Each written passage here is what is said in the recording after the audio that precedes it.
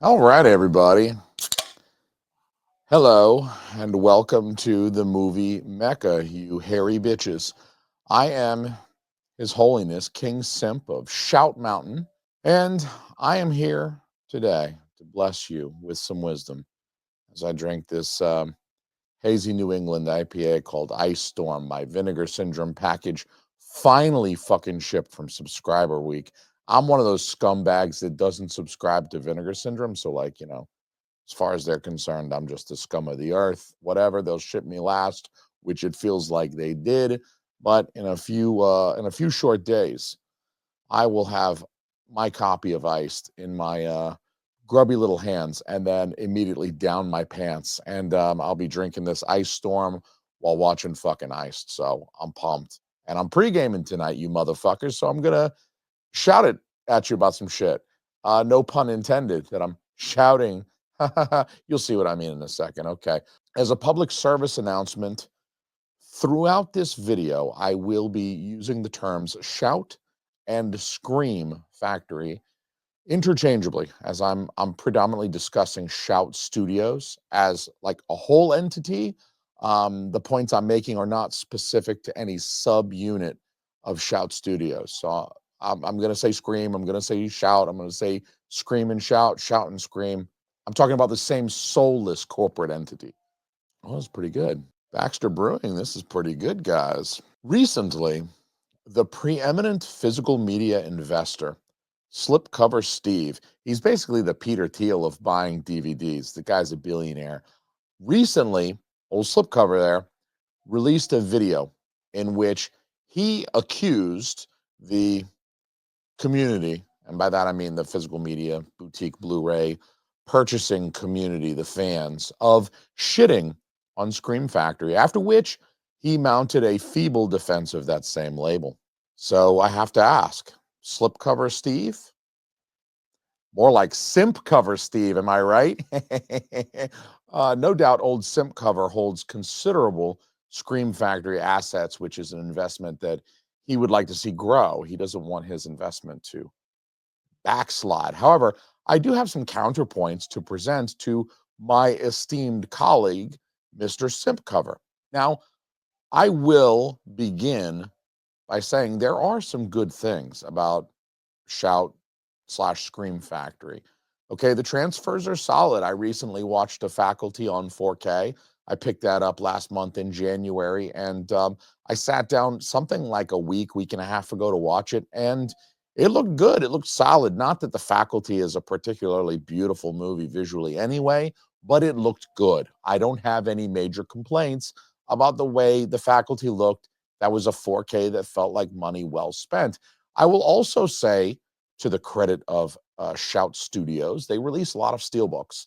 They put out a lot of their films, a lot of the Scream Factory releases, like Killer Clowns from Outer Space, a lot of stuff like Red Dawn, Escape from New York, finds its way onto a steelbook, which I like. And I'm sorry, Mr. Simpcover, I know your particular stance on steelbooks. I'm sorry, I like steelbooks. And given the option between a regular slipped 4K release and a steelbook, I will take the steelbook release over a slipcover. I do. That's my hierarchy. It goes steelbook, then slipcover.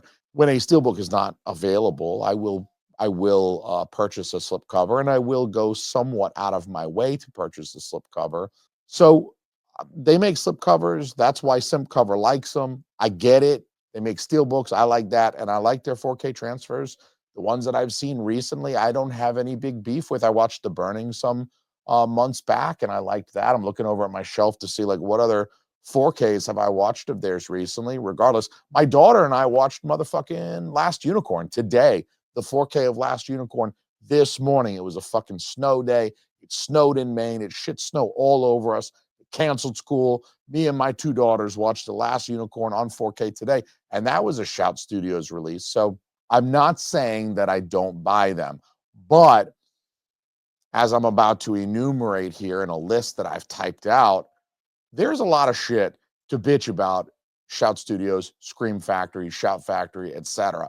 And this list is longer than the list of good things, of pros that I just mentioned, okay? So first of all, 90% of what Shout Studios puts out is just a 4K format upgrade of shit they released 7 years ago. Even The Last Unicorn, they released that shit on Blu-ray some 5, 6, 7 years ago, and then here it is on 4K again, motherfuckers. And it's a good thing I didn't buy the Blu-ray so I could buy the 4K Steelbook simp cover. Not only am I teaching my daughters to say fuck Shout Factory, I'm also teaching them to love Steelbooks. But anyway, I digress. I think my biggest beef with Shout Factory and Scream Factory is that a lot of what they put out in 2024 really felt like a low effort 4K upgrade, no extra special features, no new special features over the Blu-ray, which also made it very unappealing for somebody who had already bought the Blu-ray. If you already own the Blu-ray and they're not putting any new special features, all you're getting is that 4K upgrade. Do you really want to spend $35 to upgrade and not get anything else new? Second, Shout Studios release a bunch of useless plastic knickknacks and tchotchkes to jack up the price of their collector's editions like the Labyrinth or the Dark Crystal special editions that came out pretty recently. Also, their slipcovers on all their 4Ks are lazy copy pastes of the original movie poster. Look at that, or that, or that. It's all just lazy copy paste, nothing new. They just licensed an asset and slapped it on the slipcover. They didn't commission somebody to paint a brand new thing with the titties and the booty meat like Vinegar Syndrome does. At least Vinegar Syndrome gives us a custom slipcover with booty meat on it. I don't see no booty meat on fucking Faculty. And there was opportunity. That chick walks around the fucking locker room butt ass naked after getting out of the pool at the end of that movie. That alien bitch, she walks around with her whole ass out. And they could have put a sexy version of that on the backside of that slipcover. I fucking know it. But you know what they didn't do? They didn't fucking do the smart thing and put that fucking blonde girl's ass cheeks on the back of the fucking slipcover. You know how many more units you would have fucking moved? I'm not even a marketing expert, but I know what I'm fucking talking about. Okay, their slipcovers are also thin and cheap. Okay, here's the Faculty. I got the Faculty. Look how thin and cheap this is. It's like wicked flimsy. I mean, you could sneeze on this the wrong way and it's destroyed, okay?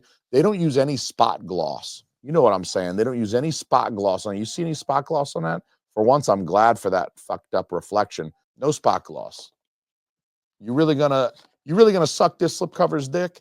Fucking, you know who uses spot gloss? Again, Vinegar Syndrome and many of the partner labels, Terror Vision.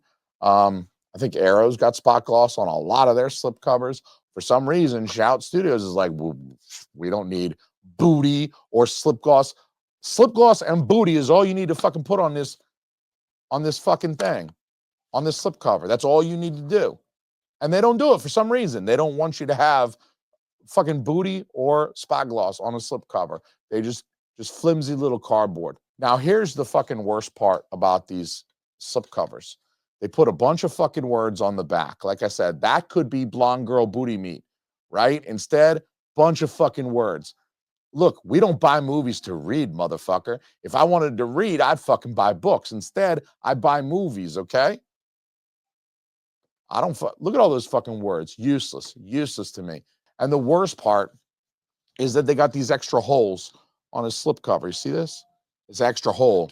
You don't need that extra hole. Why is that extra hole there? You don't need that extra hole. You need this hole and you need this hole. You need those holes, right? You need two holes so that the movie can slip in and out. These are two holes you need. I'm Chinese finger cuffing my Faculty slipcover right now for your entertainment. You need these two holes, right? All slipcovers need to have a hole at the top and a hole at the bottom. But you know what slipcovers don't need? This extra little fucking fucked up hole in the back. What is this fucking hole doing there? I don't like it. I don't want it there. It makes this thing feel even more flimsy and cheap. You know why it's there? So the fucking cashier at Best Buy can fucking scan the item. Because we all know that shit is not happening anymore. Best Buy doesn't sell this shit anymore. I bought Night of the Comet at Best Buy on 4K, and the cashier scanned this little doodad. That was the last one I bought there because then they closed up shop. Do I need this? Do I need this here? Does anybody need this here? It's a fucking extra hole and it's fucking stupid. That's like 3% less slipcover that I'm getting from Scream Factory than I would be getting from Arrow or Vinegar Syndrome or Terror Vision or any other partner label that actually produces decent slipcovers without extra fucking holes in them.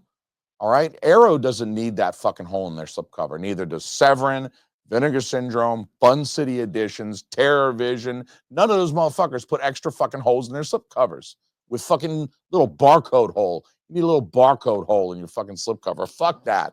Ah, it's getting me excited. The truest test is this, and anyone out there watching this video can perform this test. Hold in your hands a slipcover edition of a Vinegar Syndrome release, right? And in the other hand, hold a slipcover edition of a Scream Factory release.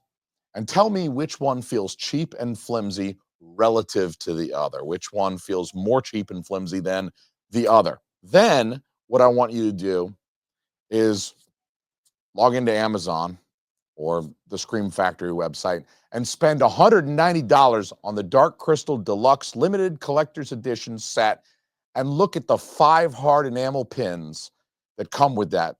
Dumb son of a bitch. Look at the retro prism stickers that come with that Dark Crystal Deluxe Limited Edition Collector's set. And look at the fucking coloring book that comes with it. Look at the fucking coloring book and then come back here to my comment section and tell me Slipcover Steve is right. Tell me all the hate levied at Scream Factory is unjustified after they had the gall to shamelessly charge nearly $200 for a fucking coloring book? Coloring books are for fucking children. And Slipcover Steve, apparently. What child has $190 for a limited edition coloring book? Therefore, I must conclude that this coloring book is actually intended for grown fucking adults. Why are grown-ass adults using coloring books? Do they still suck their thumbs and wet the bed? That's rhetorical. Of course we believe Slipcover Steve wets the bed. I told my wife in couples counseling I wasn't going to yell about the $200 coloring book anymore, but here we fucking go. If you're an adult, have some fucking self-respect. Just fucking draw and paint, and sculpt, and make real art. Even if it sucks, it's your art. You made it. It's adult artwork made by a grown-up, not a fucking coloring book. If you just need a simple way to mindlessly unwind and relax, and you don't want to go buy fucking oil paint for like $200, that's fine too, okay? But when you do need to fucking relax and just unwind, keep in mind that you're a fucking adult. You're old enough to buy fucking alcohol. You have a job. You're a grown-up. You can buy fucking drugs. That's way more fun. Why color a coloring book when you can drop acid and literally be the fucking colors? You can get a lot of acid for $200, by the way. Hit me up in the DMs, dog. We can talk. Scream's prices have been getting a little stupid for a while right now, by the way. Let me just add, now that I'm ranting about $200 coloring books, look at this release. It doesn't even come with a slipcover, and on the Shout Factory website, they want $36 for that. As far as prices going up, I'm not going to hold that against Shout Studios because prices are rising across the board. Other labels are increasing prices as well.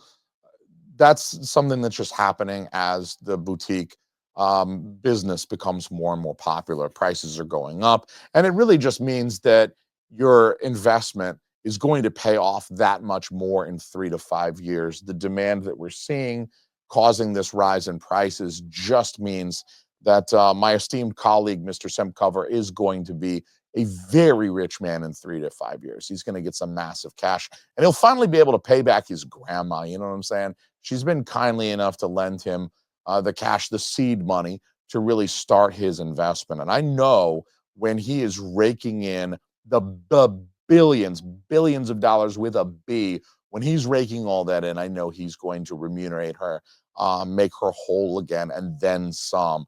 His grandmother really is a lucky, lucky lady. And so to summarize, Shout Studios / Scream Factory will continue to sell me movies, especially those sweet, sweet steelbooks. I'm going to keep buying those, especially with their acquisition of the Golden Princess library, their licenses for films like John Woo's The Killer and Hard Boiled, A Better Tomorrow, along with a whole shitload of other great stuff, City on Fire. They're going to continue to get money from me in 2025 and beyond. God, I hope they release all that shit in steelbooks, man. Fucking, if I can get a 4K of The Killer in a steelbook, fuck me.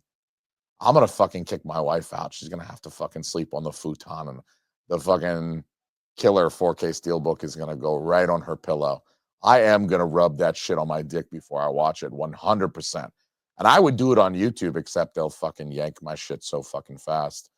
Anyway, I made this video because while I am a Shout Studios customer, at least on occasion, and I plan to be in the future, I made this video because there is plenty wrong with Shout Studios, namely their over-reliance on simple 4K upgrades, their flimsy, spot glossless slip covers that have unnecessary extra holes for me to finger, and worst of all, absolutely worst of all, I'm going to autistically lose my mind over this thing. I cannot get over this. $200 special limited edition sets that come with fucking coloring books. Honestly, there's no defense for $200 coloring book. I know there's other stuff in the set. It's not just the coloring book that's $200, okay? So before you fucking criticize me, it's not just the coloring book. I understand. But the set is like enamel pins and some fucking lobby cards and a fucking plastic replica of the crystal shard and a fucking coloring book. So what I'm saying is it's an overpriced coloring book regardless, and it's a fucking coloring book. I honestly could do 45 minutes on how much I fucking hate this entire fucking planet that we live on when adults are paying $200 for a set that includes prominently a coloring book and some fucking enamel pins that you're gonna fucking tack on your fucking self. It's such a ridiculous piece of shit. I can't believe it. When I think about it, I just think that there's a grown up at Shout Studios. They work at Shout Studios, and they were like, let's put a coloring book in this $200 set that we're going to market to Gen X and older millennial adults who grew up with the Dark Crystal, because 45-year-old adult males who spend $200 on the Dark Crystal box set need a fucking coloring book. Oh, shit. I'm going to fucking die in this chair of a goddamned aneurysm in my fucking brain, and my fucking family is going to find me dead here in the morning with half a fucking beer in my hand. And I will have shit myself, undoubtedly. They'll have to get rid of this chair. The coloring book is like a major fucking hang up for me. I really can't get past it. Therefore, I will conclude this video by saying any criticism levied against Shout/Scream Factories is entirely fair, and you need to fucking keep simping. I love you, Steve.